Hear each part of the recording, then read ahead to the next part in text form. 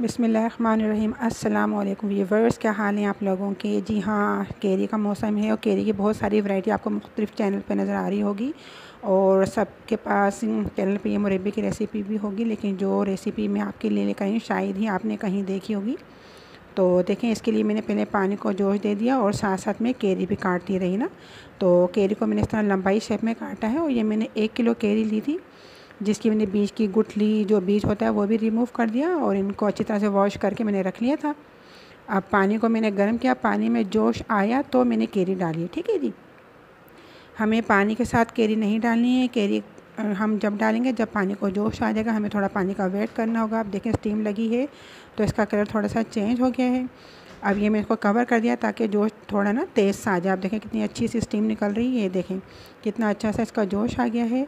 अभी हमें इसका इंतज़ार करना है कि थोड़ी सी ये सॉफ़्ट हो जाए केरी। हमें बिल्कुल गलानी भी नहीं है और ना इसको सख्त रखनी है। और उबालने का मकसद ये था कि इसमें जो बहुत ज़्यादा खटास होती है ना केरी की, तो वो थोड़ी निकल जाए। अगर हम इसी तरह डायरेक्ट मुरब्बा बना लेते ना तो हम कितनी ही चीनी डाल लें, बराबर भी चीनी डाल लेते, ज़्यादा डाल लेते, लेकिन क्या है कि इसकी खटास मैनेज नहीं कर पाती ना चीनी को। तो इसलिए मैंने इसको 1-2 जोश इसको केरी को दिलाने हैं ताकि इसकी ना आधी खटाई निकल जाए। और मुरब्बा तो खट्टा मीठा अच्छा लगता है, तो इसी तरह से मैं बना रही हूँ। तो आप लोग भी स्टेप बाय स्टेप इसको रेसिपी को फॉलो कीजिएगा तो माशाल्लाह आप मुझसे भी बेहतर इसको बना पाएंगे। जी, अब देखते हैं केरी हमारी सॉफ़्ट हुई है कि नहीं। देखें ये कितनी अच्छी सॉफ़्ट हो गई है, बस ये हमें इतना ही चाहिए थी। और जैसी ये सॉफ़्ट है ये शीरे में जाके भी ऐसी ही रहेगी, ज़्यादा पकने से ख़राब नहीं होगी। बस इसका हमने पानी निकाल लेना है और इसको हमने छन्नी में डाल देना है। ठीक है जी, बस ये केरी हमारी डन हो गई है। अब इसको हमने छन्नी में निकाल दिया। देखिए छन्नी के नीचे मैंने तसला रखा है और अब मैं इसको इसमें छन्नी में डाल दूँगी ताकि सारा जो पानी है वो निकल जाए और सिर्फ हमें केरी ही मिले। ठीक है ना। देखें अभी आपको बहुत सॉफ़्ट लग रही है क्योंकि बहुत गर्म है, लेकिन ये जब जाएगी ना चीनी में तो बिल्कुल ये नॉर्मल सी कंडीशन में आ जाएगी।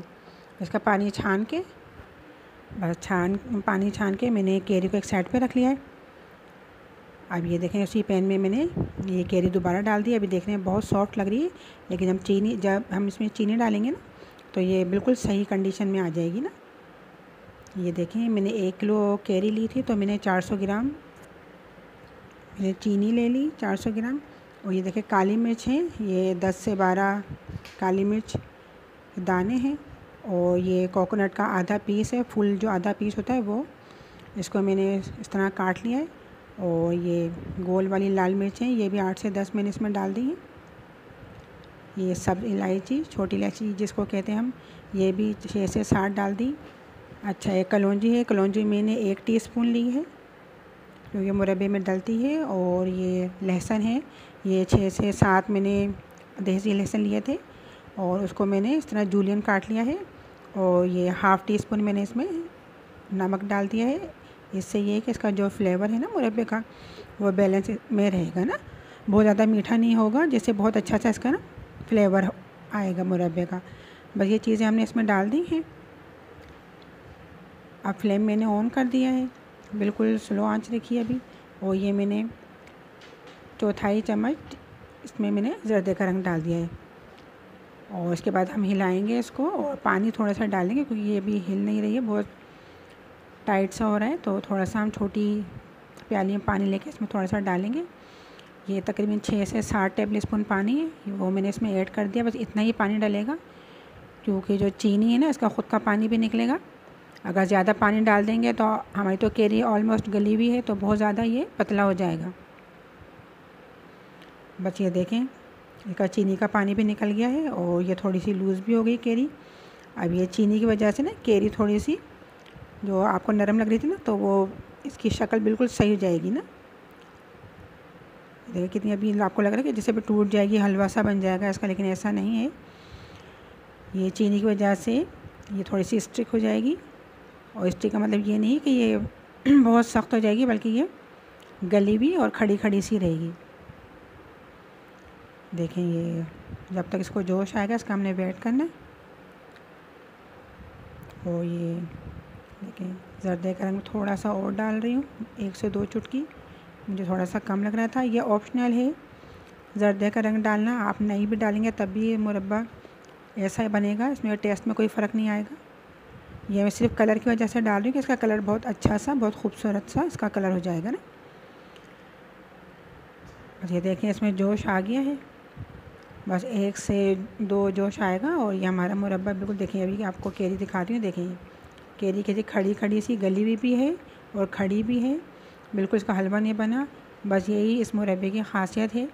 देखने में तो लगता है कि ये बहुत गल गई कैरी, लेकिन ये चीनी के बाद बहुत अच्छा सा इसका टेक्सचर आ जाता है। अच्छा ये मैंने आपको पुदीना दिखाई, ये भी खुश्क पुदीना भी ऑप्शनल है, ये भी आप अगर डालें तो बहुत अच्छा है, इसमें बहुत अच्छा मुरब्बे में इसका ना फ्लेवर आता है। ये बस जब हम उतारने लगेंगे ना मुरब्बे को, तो उससे 1 मिनट पहले ही इसको डालेंगे, 1 मिनट पहले या कुछ सेकंड पहले ही डालेंगे, बस डन हो जाएगा हमारा मुरब्बा। तो उसी वक्त ही हम डालेंगे। बस ये हमारा मुरब्बा तैयार है। इसको हम ठंडा करने के लिए उतारते हैं, एक साइड पे रखेंगे और ठंडा करने के बाद मैं इसको आपको दिखाऊंगी। और ये किशमिश है, ये मैंने धो के साफ़ कर ली थी, अभी नहीं डालूंगी, जब ठंडा हो जाएगा जब इसमें किशमिश डालूंगी, ताकि इसकी शक्ल ख़राब ना हो, वरना ये अंगूर बन जाती है अगर गरम गरम में डालते। बस ये देखिए किशमिश भी इसमें डाल दिए, तो इसका जो इसकी कंडीशन है बिल्कुल ऐसी ही, अगर हम गरम गरम में डालते ना तो ये फूल जाती है और ये किशमिश से अंगूर बन जाती। बस इसी बात का आपको ख्याल करना है। बस यहाँ पे मेरी रेसिपी ख़त्म होती है। अगर आपको मेरी रेसिपी पसंद आई है तो इसको लाइक, शेयर और मेरे चैनल को सब्सक्राइब कीजिएगा और अपनी दुआ में याद रखिएगा। मिलते हैं नेक्स्ट वीडियो में, जब तक के लिए अल्लाह हाफ़िज़।